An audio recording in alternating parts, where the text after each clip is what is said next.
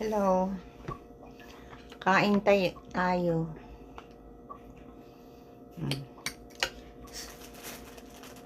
Suotin ko ang salamin ni Lola Dobi. Ayan, okay, nag-work. Okay, kain tayo. Ito fried chicken, coleslaw, at ano yan? Kalimutan ko anong pangalan. At meron akong meron dyan ng atong pangalan.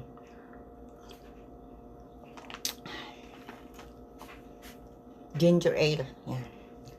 Kain tayo, guys. At makain ako. Nagutom ako. Kumain na kami ni Alec doon sa restaurant. Kaya lang yun. So kung kumain ulit. Alexa, what time is it? Alexa, what time is it? It's 3:23 p.m. Supper time ko na.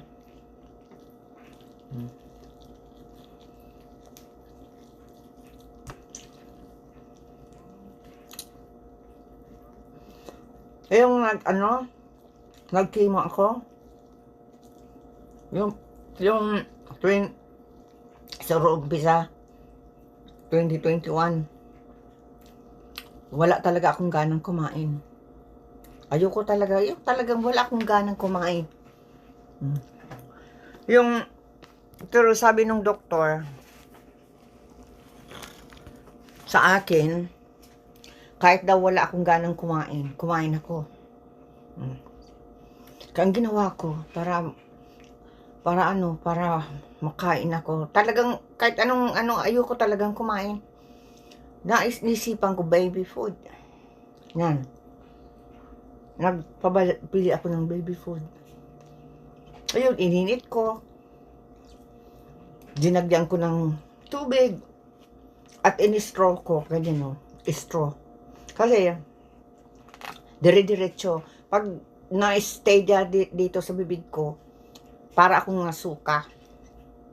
May iniinom naman ako sa pansuka. Para hindi ako sumuka. Pero, ano pa rin,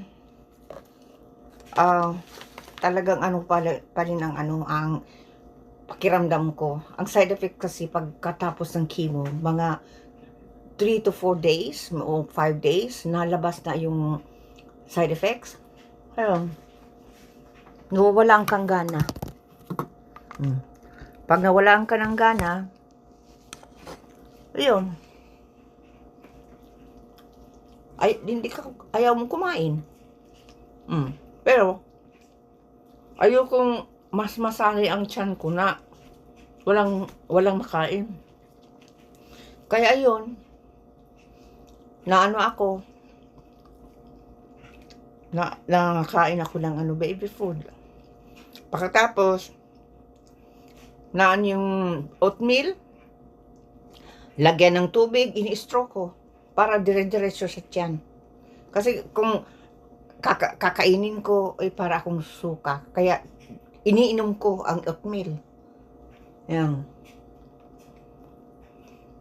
Kasi, mayroon nga doon na babae, hospital. Sobrang payat. Ayaw kumain. Kaya, kahit wala kayong ganang kumain talaga. Tulad ng sabi ko, baby food, lagyan ng gawa ng lagyan ng straw. Iganyan mo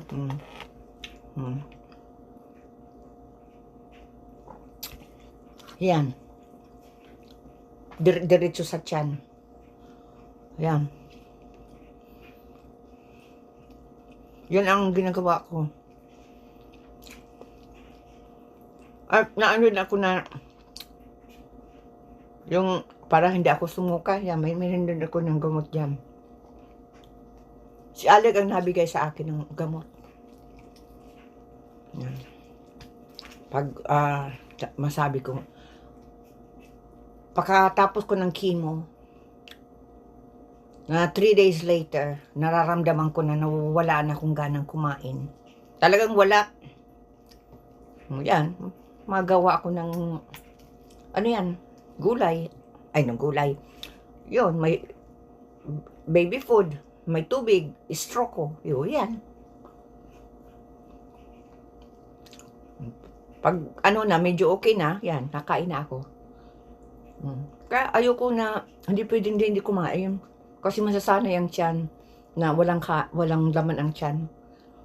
At na, papayat ka talaga. Ayoko naman na kumayat. Ay, mahulog. Hindi ko kinakain yung taba.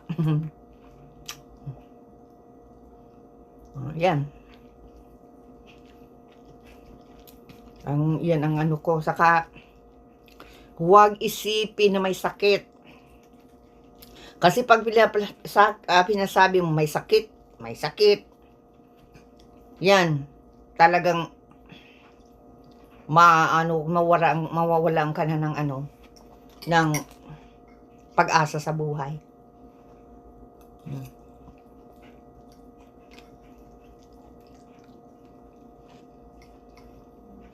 Ang ginagawa ko, dati, nung nag-suffer talaga ako ng matinding depression, nakalimot na ako sa Panginoon na Jesucristo. Totoo yan. Pero, magkasakit ako,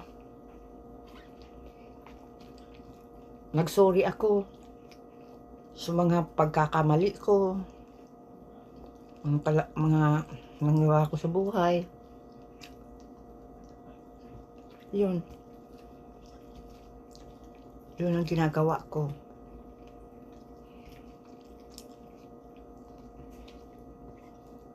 Ngayon, priority ko ng Panginoon na Jesucristo.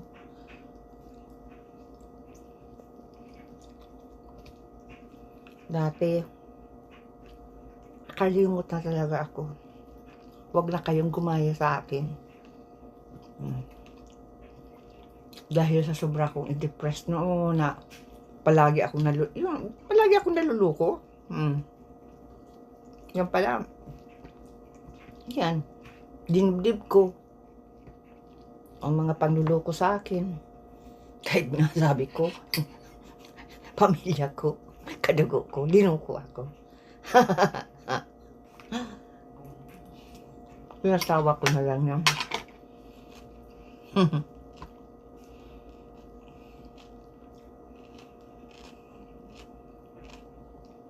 Nautang sa akin, hindi ko binabayaran.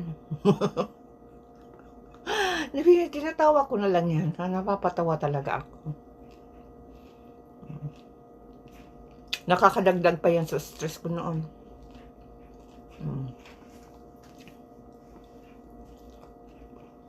Nautang kahit may pera. Tapos hindi nabayad. Pag sinisingil ko, galit sa akin. Dahil ayaw niya dahil sinisingil. Natawa talaga ako. Natawa na lang ako.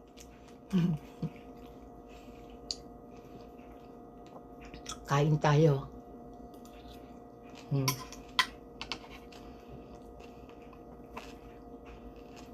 Hindi ako nag-make up. Yan. Kasi gusto ko makita ng ibang tao na walang makeup. Hindi yung palagi ka nalang makeup pag na video na makeup. Tapos pag nakita na walang makeup, magugulat. Ano yan?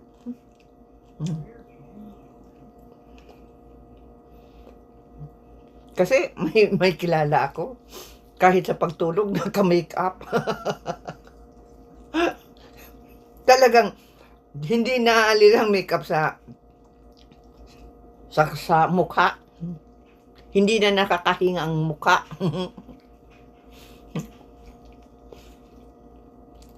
Pagkagising,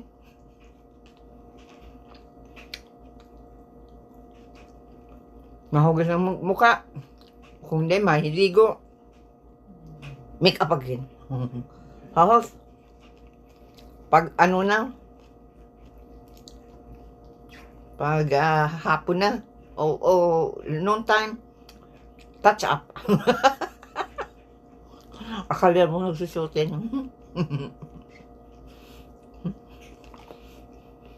Pagkatapos, pag bago matulog, itatat sa pamukha. Kaya natawa ako. Pagkatapos, pagising, iganan-ganyan. Wala nang pahinga ang mukha.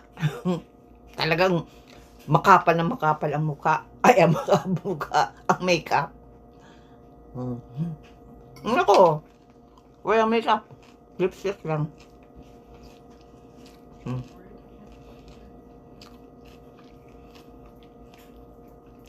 Kung kasyo, no, na-makeup ako. Yan. Pero, pag ako, pag ma-live, ay,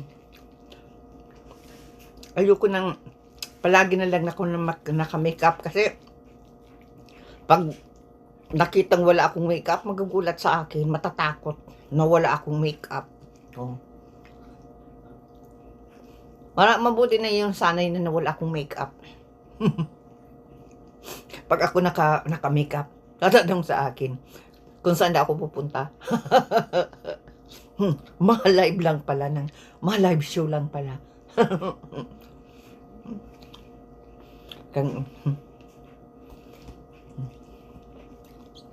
Kaya yung mga sakit dyan, huwag niyang isipin na may sakit kayo. Magdasal.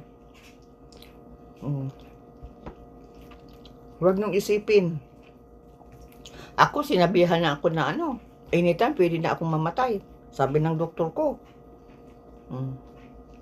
Kasi tinatanong ko ang doktor ko kung kailan ako mamamatay. Sabi ng doktor ko, anytime pwede na daw akong mamatay. Anytime. Kaya, kung may daw ako, may mga, magawa ka na ako ng will. Kung anong mga, para mayroong record na may bibigay mo sa mga pamilya mo, dapat may will, ganyan. Yun, ang ko, sa Pilipinas, inano ko na sa isa kong kapatid, na ibenta na yung mga property. Tapos, padala na lang sa mga anak ko. Ulong.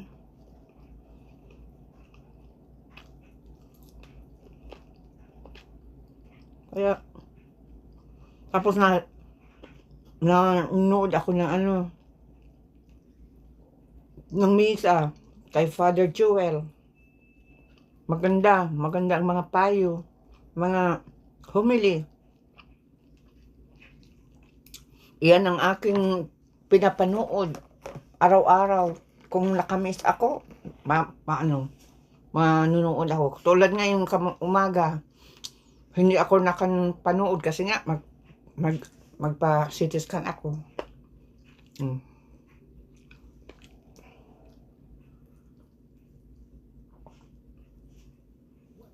Excuse me, mamaya ako pahinga. Tapos, yun, makikinig ako ng misa. Tapos, mahugas ako ng mga kinainan.